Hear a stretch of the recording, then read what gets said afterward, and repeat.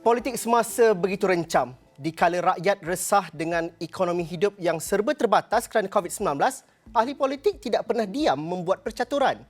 Ada yang letih dengan kelusuan politik. Namun, dinamika politik ini cukup menarik untuk disoroti. Selepas Perhimpunan Agung UMNO 2 minggu lalu, cerita Menteri UMNO dalam Kabinet perlu letak jawatan, kisah perlunya pemilihan UMNO dipercepatkan dan apa jadi dengan silaturahim Muafakat Nasional serta kerjasama untuk PRU15 terus menjadi persoalan. Ketika dalam prinsip berjuang untuk rakyat, berkhidmat sebagai anggota Kabinet, ketika itulah perjuangan parti juga harus menjadi alasan.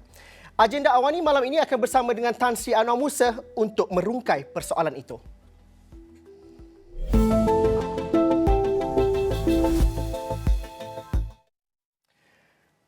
Assalamualaikum, salam sejahtera. Saya Zulfitri Yusof bersama dengan anda dalam Agenda Awani pada malam ini. Seperti mana yang saya katakan tadi, saya bersama dengan Ahli Parlimen Ketereh yang juga merupakan Ketua Bahagian UMNO Ketereh, Tan Sri Anwar Musa. Terima kasih Tan Sri. Bersama kami dalam Agenda Awani malam ini, banyak persoalan yang ditanyakan dan juga dibualkan di media sosial sampailah ke ahli politik. Akan tetapi saya mulakan dahulu persoalan pada malam ini ialah di mana pendirian Tan Sri pada ketika ini? Adakah ini adalah satu situasi yang begitu sukar untuk ahli politik seperti Tan Sri menjadi ahli UMNO, berada dalam kerajaan Kabinet Perikatan Nasional, antara individu yang memulakan Muafakat Nasional? Adakah berada di persimpangan ataupun Tan Sri merasakan bahawa ini adalah masanya untuk lebih vokal untuk bersuara? Terima kasih. Pertama sekali, saya tidak merasakan ini satu saat yang sukar dari segi membuat pendirian. Ya. Saya menganggapkan ini satu perjalanan yang biasa kerana kita berada dalam satu situasi perbezaan pendapat. Dan perbezaan pendapat itu kali ini agak ketara dan menyebabkan ada beberapa keputusan dibuat secara resmi oleh parti yang saya anggotai. Dan oleh kerana kita dalam sistem berparti, itu ada kaedah-kaedah tertentu, ada disiplin tertentu yang kita perlu ikuti. Maka buat masa ini, parti saya telah membuat beberapa ketetapan melalui usul yang telah diluluskan dalam Perhimpunan Agung yang lalu, yang pada saya, usul itu perlu diterima sekurang-kurangnya buat masa ini. Iaitu UMNO dikatakan ingin bergerak solo.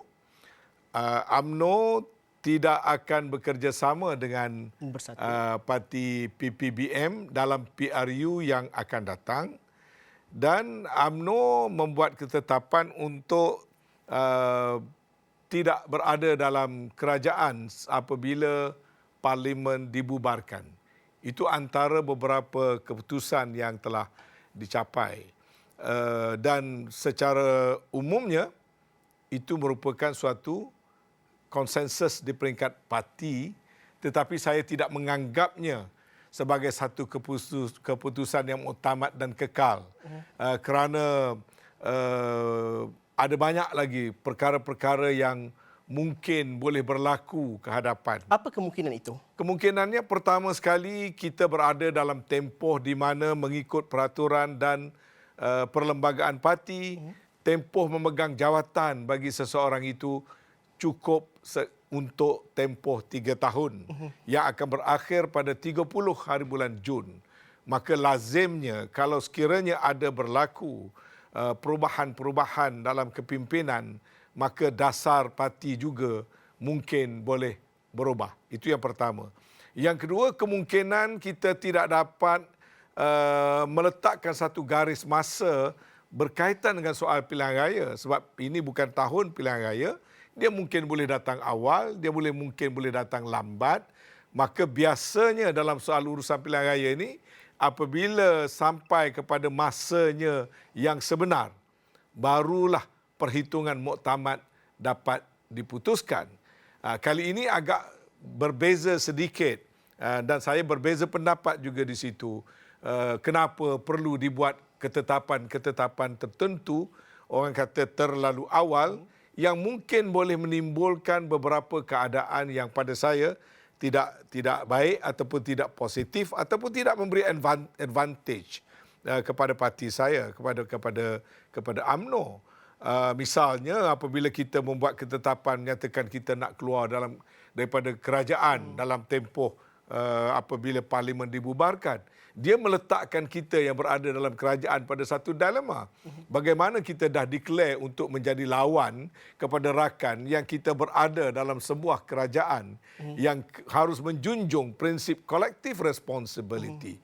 Jadi itu pada saya satu perkara yang tidak wajar. Yang kedua, tindakan-tindakan kita itu boleh menjejaskan apa yang telah kita bina sebelum daripada ini. Misalnya, muafakat nasional. Kita tahu kalau kita mengisytiharkan, kita menolak kerjasama dengan PPBM, sedangkan Perikatan Nasional itu di situ ada PAS yang merupakan partner kita dalam muafakat nasional. Dan ini mungkin boleh menimbulkan ataupun terjejasnya usaha yang telah kita buat dengan begitu bersungguh-sungguh, yang telah menampakkan orang kata satu jalur baru ataupun satu deal yang baru yang menjadi pengharapan terutama sekali kepada politik orang Melayu dan umat Islam dalam negara kita.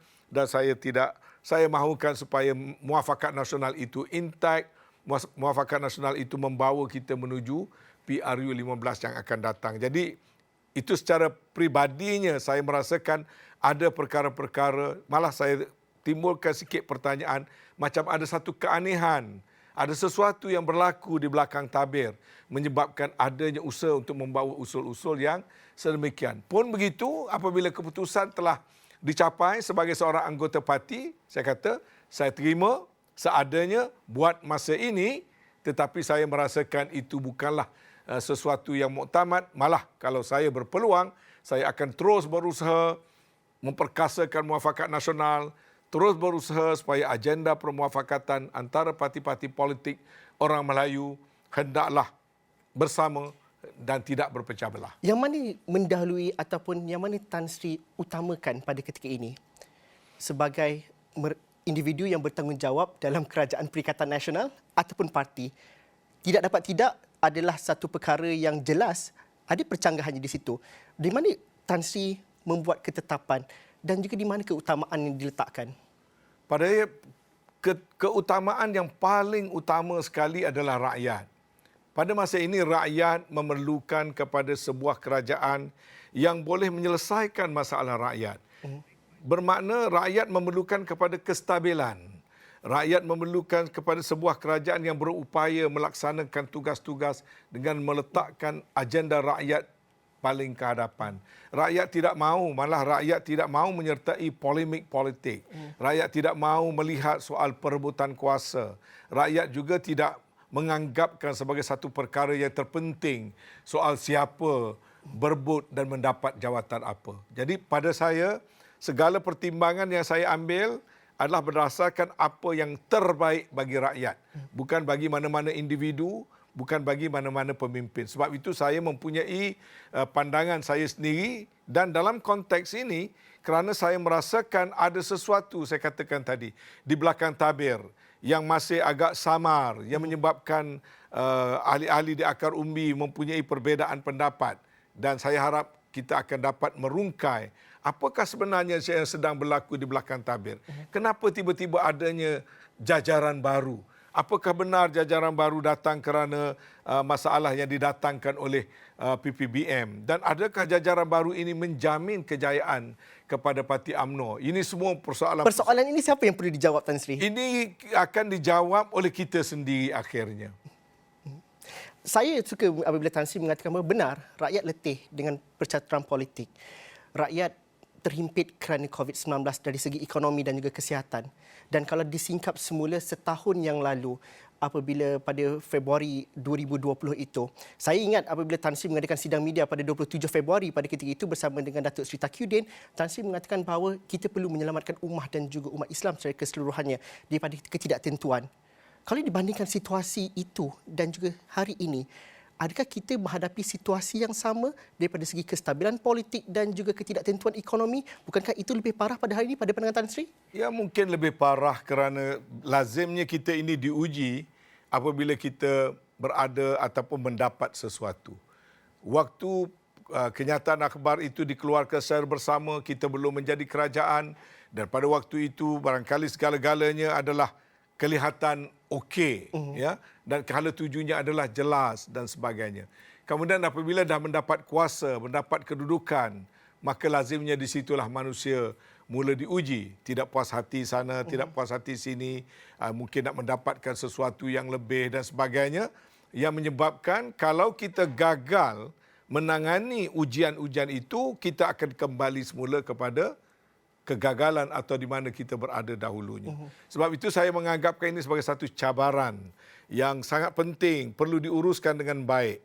Walaupun saya katakan secara peribadi, saya belum boleh menerima secara mutlak beberapa ketetapan ataupun beberapa hala tuju yang cuba dilakukan oleh mungkin pemimpin-pemimpin tertentu di mana saya berbeza pendapat dengan mereka.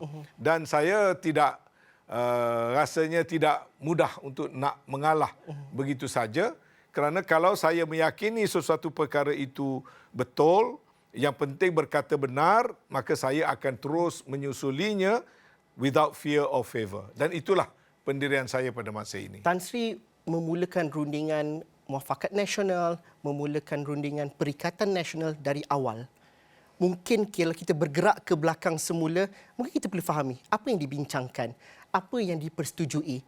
Tan Sri mengatakan bahawa mungkin kerana kuasa itu juga menyebabkan bahawa ada perkara-perkara berbeza pandangan dan tidak puas hati. Tetapi ada juga yang mengatakan bahawa kalau bulan Februari tahun 2020, Tan Sri hanya ditawarkan jawatan sebagai seorang menteri wilayah persekutuan. Adakah Tan Sri bersetuju dengan usikan-usikan seperti itu? Ya, pada saya jawatan bukan satu perkara yang menjadi matlamat dalam perjuangan kita. Saya anggapkan saya hanya secara kebetulan. Kerana saya menjadi pegawai parti pada waktu itu, maka perlantikan atas ihsan budi bicara Perdana Menteri memikirkan saya patut ditawarkan untuk menyertai jemaah menteri. Tetapi sebagai seorang pejuang politik, bukanlah soal jawatan menteri itu perkara yang paling penting sekali. Yang lebih mustahaknya adalah di mana parti yang kita anggotai itu berada dan ke arah mana ianya menuju. Macam saya katakan tadi, yang paling penting waktu kita perbincangkan dengan PAS waktu itu adalah soal untung nasib orang Melayu dan umat Islam dalam negaranya sendiri, yang akhirnya terjerumus jatuh dari segi penguasaan politik kerana berlakunya perpecahan yang amat besar yang telah berjalan berdekad-dekad lamanya. Cuma waktu dulu di saat adanya perpecahan, tapi kita masih lagi merupakan pihak yang memegang tampuk kuasa. Kemudian pilihan raya yang ke-14 lah mengajar kita sesuatu, iaitu daripada perpecahan akhirnya hilang kuasa sama sekali. Kemudian dalam tempoh 22 bulan itu kita melihat musuh-musuh politik lah kita katakan, musuh-musuh politik ataupun parti-parti lawan kita, apabila mereka mendapat kuasa, mereka cuba mentadbir dengan satu cara yang sangat tidak boleh diterima oleh kita, sangat tidak boleh diterima oleh orang Melayu, sangat tidak boleh diterima hatta oleh rakyat secara keseluruhannya. Ada keresahan, ada sampai ke peringkat ada tujuk perasaan dan ada keluh kesah yang sangat meluas pada ketika itu. Dan protes ditunjukkan di mana dalam pilihan raya kecil, kita parti yang baru hilang kuasa diundi semula oleh rakyat, terutama sekali gabungan UMNO dan PAS dan Muafakat Nasional diberi dokongan yang kuat. Jadi waktu itu yang kita fikirkan ialah daripada kita jatuh kerana berpecah belah, kita harus membina semula kekuatan politik orang Melayu dan umat Islam kembali kepada wa'tasimu bihablillahi jami'an wa la tafarraqu. Kita kembali berpegang teguh pada tali Allah, kita jangan lagi bercerai-berai. Maka kita ketepikan sentimen pergaduhan yang lama-lama, perbezaan pendapat, soal kerusi, soal kuasa antara UMNO dan PAS, dan waktu itu ya saya pun terlibat termasuk dalam menulis piagam, menyusun dan mengedit MOU dan sampailah kepada penganjuran perhimpunan 14 September. Tapi Tan Sri, itu yang juga diuji juga sekarang. Ya. Okey, saya nak tanya soalan itu sebentar lagi kerana akhirnya keresahan rakyat mungkin sama pada hari ini atau mungkin lebih resah lagi, tapi kita nak melihat juga apa yang boleh dilakukan kalau sekiranya pemilihan dicepatkan, bagaimana UMNO itu boleh jadi dominan dan bagaimana sebenarnya masih banyak lagi ruang-ruang diskusi dan juga rundingan boleh dilakukan, bagaimanakah mediator dan sebagainya. Itu kita bincang sebentar lagi, Tan Sri. Kita berhenti rehat seketika dahulu. Jumpa lagi selepas ini.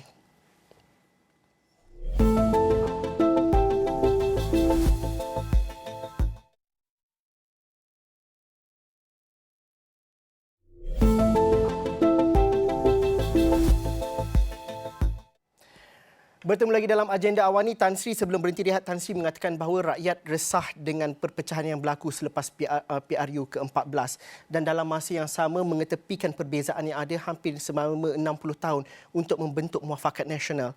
Kenapa pada ketika itu boleh duduk berbincang, bercerita mengenai pembahagian kerusi, tapi sekarang ini diuji dengan kedudukan dan juga kepentingan dalam kerajaan?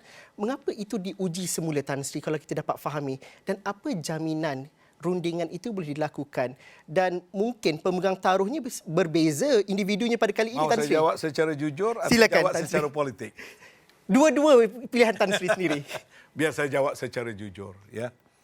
Saya merasakan perjalanan kita menerusi muafakat nasional, kemudian kita dengan reda membentuk kerajaan Perikatan Nasional, dari hati yang luhur mahu membentuk semula kuasa kerajaan yang berteraskan kepada kelompok teras ataupun orang Melayu dan umat Islam tanpa meminggirkan kaum lain dan bangsa lain.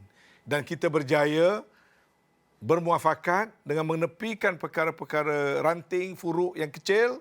Kita fokus pada agenda untuk reinvent semula negara kita dengan pembentukan sebuah kerajaan yang dinamakan Kerajaan Perikatan Nasional.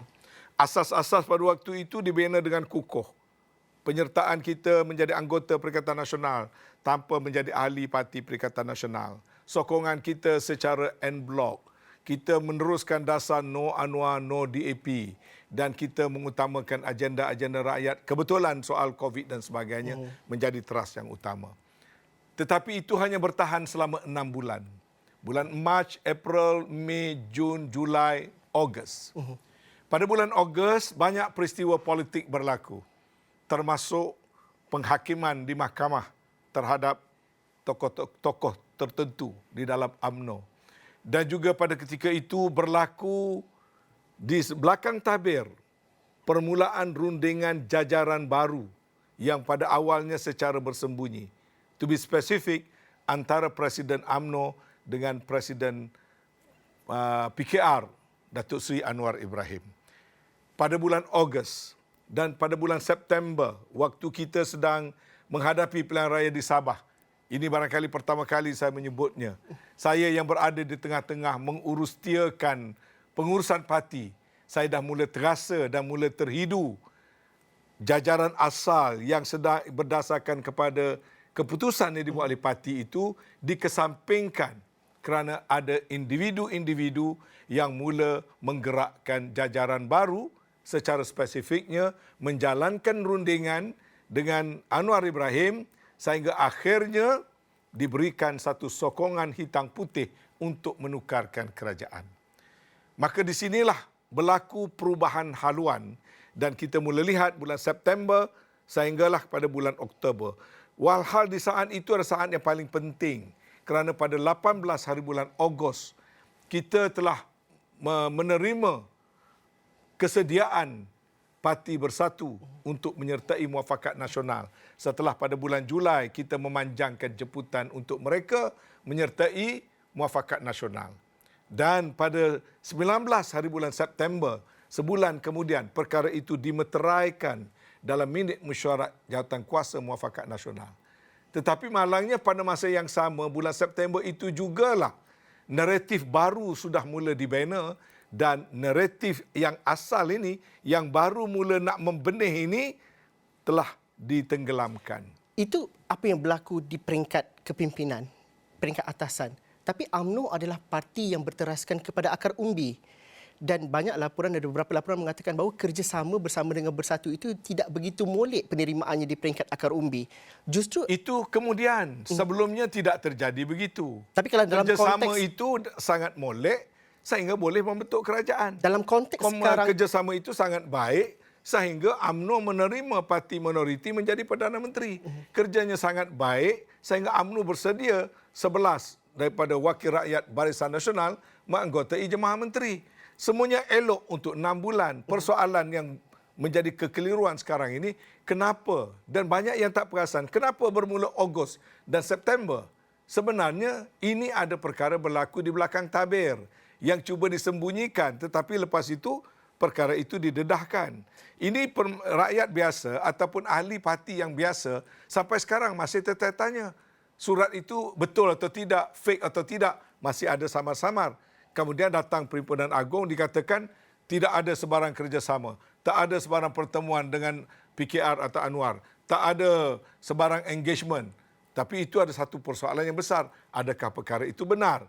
Kerana ada permainan di belakang tabir antara jajaran lama dan jajaran baru. Alasan itu boleh dicipta-cipta bahawasanya kononnya antara lain bersatu buli, bersatu tidak orang kata tidak dapat nak bekerjasama dan sebagainya. Tetapi saya diurusnya saya tahu sebenarnya soal rundingan kursi belum pernah berjalan antara UMNO dengan Bersatu. Rundingan kursi baru berjalan antara UMNO dengan Badan Perhubungan Negeri, kemudian UMNO dengan parti komponen, selepas itu UMNO dengan PAS. Untuk UMNO dengan Bersatu, perundingan secara formal belum pun lagi berlaku. Tetapi macam mana boleh keluar cerita berebut kursi itu, ini dan sebagainya sedangkan rundingan belum bermula. apabila Tan Sri mendakwa dan juga berkata begini, bagaimana penerimaan setidak-tidaknya di bahagian UMNO Tan Sri sendiri di Ketereh? Kerana Tan Sri mengatakan bahawa persoalan-persoalan ini tidak dijawab walaupun Perhimpunan Agung UMNO berlalu. Tetapi untuk menuju ke hadapan, parti ini perlu diuruskan dengan baik. Suara akar umbi perlu diangkat. Dalam aspek itu, kita tadi membincangkan bahawa perlunya rundingan itu masih lagi terbuka untuk Bagaimana menuju nak ke arah berunding kalau kita dah buat keputusan untuk mufarakah? Berunding ini patutnya berunding dulu baru bercerai. Sekarang dilafazkan cerai dulu walaupun cerainya belum datang, maka perundingan terhenti. Sepatutnya berunding dulu, biar betul gagal, biar betul ada pihak sana klaim itu, kita klaim ini. Justru Kemudian, apa jalan keluarnya bagi ahli-ahli jalan di keluarnya, lapangan? sebab itu saya katakan tidak ada apa yang kekal. Saya tidak bimbang sebab proses ini sedang berjalan. Buat masa ini, kita telah lalui proses Perhimpunan Agung UMNO, ada satu naratif yang telah dapat endorsement. Tapi dia tidak tamat di situ. Ya, sebab saya kata tadi, pilihan raya belum tahu bila.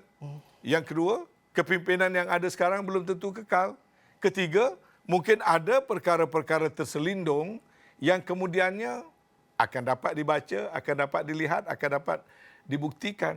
Misalnya, kita membuat satu keputusan dalam Perhimpunan Agung UMNO berdasarkan kepada premis dan apa yang dijanjikan, apa yang diikrarkan, apa yang diisytiharkan dalam Perhimpunan Agung UMNO. Antaranya misalnya, there's no Anwar, no DAP. Apa kata kalau besok atau lusa dapat dibuktikan bahawa sebenarnya itu adalah satu misleading statement yang sebenarnya di belakang tabir ada perhitungan antara pimpinan parti dengan pihak Anwar Ibrahim. Katakanlah kalau itu terjadi, maka sudah tentu akar umbi berhak untuk menilai semula keputusan mereka. Kerana mereka membuat keputusan berasaskan pada premis tertentu. Jadi dinamik ini saya rasa akan terus berjalan. Kedua, oleh kerana parti akan melalui proses pemilihan dalam parti, maka suara akar umbi dihormati. Kembalikan hak itu kepada akar umbi di bawah, kepada ahli-ahli di cawangan. Pada masa yang sama, pastikan ahli-ahli cawangan mendapat maklumat yang lengkap, yang cukup. Jangan mereka diberikan satu naratif separuh jalan. Jangan mereka disembunyikan daripada fakta-fakta. Jangan ada dusta antara kita. Ya? Jadi kalau semua diterangkan, maka ahli-ahli akan membuat keputusan kerana mereka tak ada kepentingan. Mereka mahu lihat parti yang kuat, parti yang menang. Saya ada 1 minit lebih kurang, tapi dinamik ini sudah pasti meresahkan rakyat, Tan Sri. Bagaimana kita menjanjikan kepada rakyat kalau Tan Sri sendiri sebagai Menteri Kabinet dan juga ahli politik, perkara ini perlu diredakan dinamiknya. Kerana akhirnya nanti suara rakyat ataupun kebajikan rakyat itu perlu diutamakan, Tan Sri. Sebab itu kita buat penegasan antara polemik politik dengan kerja kita kepada rakyat jangan disatukan. Dan itulah sebab walaupun apa perkara yang sedang berlaku dalam UMNO, peranan kita dalam kerajaan yang telah mengangkat sumpah di hadapan Duli Yang Maha Mulia Sri Paduka Baginda di-Pertuan Agong yang telah dimulakan dengan kalimah wallahi wa billahi wa tallahi. Kita harus fokus kepada agenda-agenda rakyat. Sekarang ini rakyat boleh rasa tenang kerana Perdana Menteri menyatakan beliau tidak berminat dengan soal polemik politik. Beliau mahu semua menteri-menteri duduk fokus dan menjalankan kerja-kerja menjayakan agenda rakyat. Jadi untuk kepentingan rakyat, agenda rakyat, cabarannya banyak, kerja kita banyak, masalah rakyat hilang pekerjaan, masalah harga barang, masalah proses pemulihan pasca COVID dan sebagainya. Jadi kita fokuskan kerja untuk rakyat sementara urusan-urusan kepartian akan kita lalui mengikut jalur-jalur peraturan dan perlembagaan parti. Jadi tak ada istilah untuk letak jawatan dan sebagainya dalam masa terdekat? Tidak ada. Tan Sri, terima kasih kerana bersama kami dalam agenda Awani untuk malam ini. Terima kasih juga kepada anda yang menonton. Ada pandangan, ada carangan, teruskan bersama kami di platform digital kami astroawani.com. Anda boleh tonton semula rancangan ini di sana. Sekian saja. Assalamualaikum dan salam sejahtera. Kita jumpa lagi.